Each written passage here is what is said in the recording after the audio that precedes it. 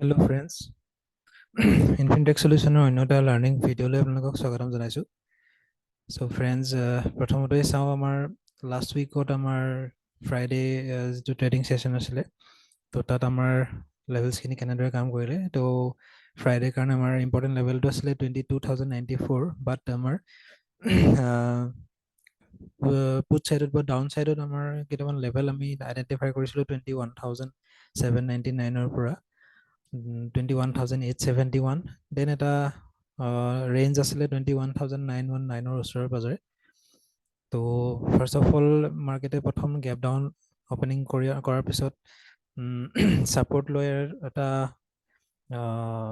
আপছাইড move দিয়ে, যিটো আমাৰ এডাল ট্ৰেণ্ড লাইনৰ ওচৰত আমি কৈছিলোঁ যে ইয়াত আমাৰ মাৰ্কেট আহিব পাৰে আৰু তাত এটা কনচলিডেশ্যন কৰি এগেইন সি আপছাইড এটা মুভ দিয়ে। আমাৰ আপছাইডৰ কাৰণে যিটো এটা ইম্পৰ্টেণ্ট লেভেল আছিলে 22,171 তালৈকে, আৰু তাৰ ওচৰতে সি ক্লজিং কৰে। চ' নিফটিত আমাৰ লেভেলছখিনি ভালকৈ ৰেচপেক্ট হৈছে লাষ্ট ফ্ৰাইডে।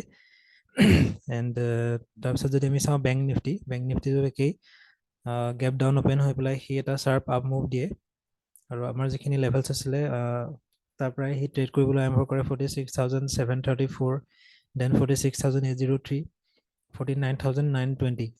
তো ইয়াৰ পৰা সি এটা ছাপৰ্ট লৈ পেলাই আপছাইড এটা ৰেঞ্জ আছিলে আমাৰ 47,300ৰ ওচৰত, তো তালৈকে আমাৰ মাৰ্কেট যোৱা দেখা গ'ল। এণ্ড এগেইন তাতে কনচলিডেট হৈ পেলাই সি পুনৰ এটা আপছাইড মুভ কৰি পেলাই আমাৰ যিটো এটা 47,600ৰ ওচৰত যিটো এটা নেৰ' ৰেঞ্জ আছিলে তালৈকে সি গৈ তাত ক্লজিং কৰা দেখা গ'ল।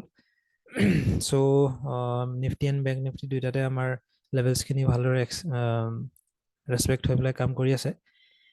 দেন নিফটিৰ কাৰণে যদি চাওঁ, আমাৰ একচুৱেলি এটা অভাৰভিউ দিবৰ কাৰণে আজি চেষ্টা কৰিম। যে নিফটিৰ কাৰণে একচুৱেলি কিছুমান ইম্পৰ্টেণ্ট ৰেঞ্জ আছে বা জ'ন আছে, যেনেদৰে 22,521 এইটো এটা ষ্ট্ৰং ৰেজিষ্টেঞ্চ জ'ন হয় উইকলি কাৰণে। উইকলি আমি যদি ভিউটো যদি চাওঁ, তো দেন উইকলি আমাৰ ৰেজিষ্টেঞ্চ 22,418, ইয়াতো এটা ইম্পৰ্টেণ্ট ৰেজিষ্টেঞ্চ আছে উইকলি যদি চাওঁ। এণ্ড তলত যদি চাওঁ, উইকলি ছাপৰ্ট হৈছে 21,881, এণ্ড ষ্ট্ৰং ছাপৰ্ট জ'নটো 21,745লৈকে থাকিব। এণ্ড যদি মানডে কাৰণে যদি চাওঁ, ইণ্টাৰডে আমাৰ ইম্পৰ্টেণ্ট লেভেলটো হ'ব 22,034, এণ্ড ইণ্টাৰডে যিটো ৰেজিষ্টেঞ্চ সেইটো 22,359, আৰু ইণ্টাৰডে যিটো ছাপৰ্ট হ'ব সেইটো হ'ব 21,945। গতিকে এইখিনি আপোনাৰ নিফটিৰ কাৰণে ইম্পৰ্টেণ্ট লেভেলছ হ'ব। দেন বেংক নিফটিৰ কাৰণে যদি চাওঁ, উইকলি 48,191 এইটো উইকলি ৰেজিষ্টেঞ্চ হয় বেংক নিফটিৰ কাৰণে। তো তাৰ ওপৰত যদি যায় আমি ভাল মুভ দেখিবলৈ পাওঁ আপছাইডৰ কাৰণে। এণ্ড যদি উইকলি ছাপৰ্টটো চাওঁ 46,289, তাত ছাপৰ্ট প্লেচ হৈ আছে। দেন ইণ্টাৰডে যদি আমাৰ লেভেলছখিনি চাওঁ 47,273, এইটো এটা ইম্পৰ্টেণ্ট লেভেল হ'ব কাইলৈ দিনটোৰ কাৰণে, মানডে কাৰণে। 47,901 এইটো ইণ্টাৰডে ৰেজিষ্টেঞ্চ হ'ব কাইলৈ কাৰণে, এণ্ড ইণ্টাৰডে ছাপৰ্টটো হ'ল 46,509।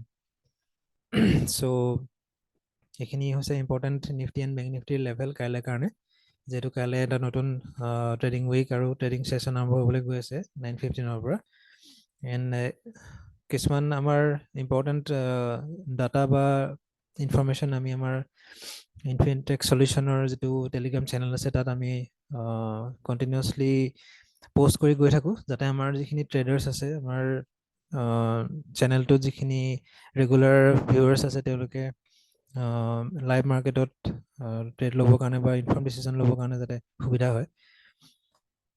তাৰ লগতে আৰু এটা কথা জনাই থওঁ যে FII আৰু DII এই দুটা হৈছে আমাৰ খুব ইম্পৰ্টেণ্ট দুটা ফেক্টৰ, যাৰ কাৰণে আমাৰ মাৰ্কেটত আমি মুভমেণ্ট দেখিবলৈ পাওঁ।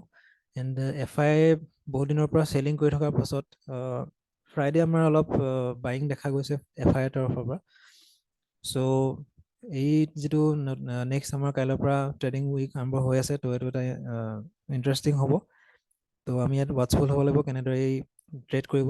তো আমাৰ লেভেলছখিনি চাই থাকিব, আৰু আমাৰ ইয়াৰ উপৰিও যিখিনি ইম্পৰ্টেণ্ট ইণ্ডাষ্ট্ৰিজ আছে, যেনেকৈ কাইলৈ আমাৰ মিড কেপ নিফটিৰ এক্সপায়াৰী আছে, বেংক এক্সৰ এক্সপায়াৰী আছে। চ' তাৰ লেভেলছখিনিৰ কাৰণে আমাৰ ইনফিনিটেক চলিউশ্যনৰ যিটো টেলিগ্ৰাম চেনেল তাৰ লগত আপোনালোকে জড়িত হ'ব পাৰে। চ' এনেদৰে আমি মাৰ্কেট ভিউ আপোনালোকৰ কাৰণে আগবঢ়াই গৈ থাকিম। আপোনালোকৰ ছাজেশ্যনখিনি আমি নিশ্চয় বিচাৰিম, আপোনালোকৰ কমেণ্টছ পালে আমি ভাল পাম, যাতে আমি আৰু ইম্প্ৰুভমেণ্ট কৰিব পাৰোঁ। এণ্ড লাইক কৰিব, শ্বেয়াৰ কৰিব, আমাৰ চেনেলটোৰ অহাৰ বাবে আপোনালোকক ধন্যবাদ জনাইছোঁ। এনেদৰে আমাক মৰম দি থাকিব। চ' কমেণ্টছৰ কাৰণে আশা কৰিলোঁ, আৰু এটা নতুন ট্ৰেডিং উইক আৰম্ভ হ'বলৈ গৈছে, তাত আপোনালোক যাতে প্ৰফিটেবল হয় তাৰ আশা কৰিছোঁ, আৰু আজিলৈ আহিছোঁ। ধন্যবাদ। Thank U.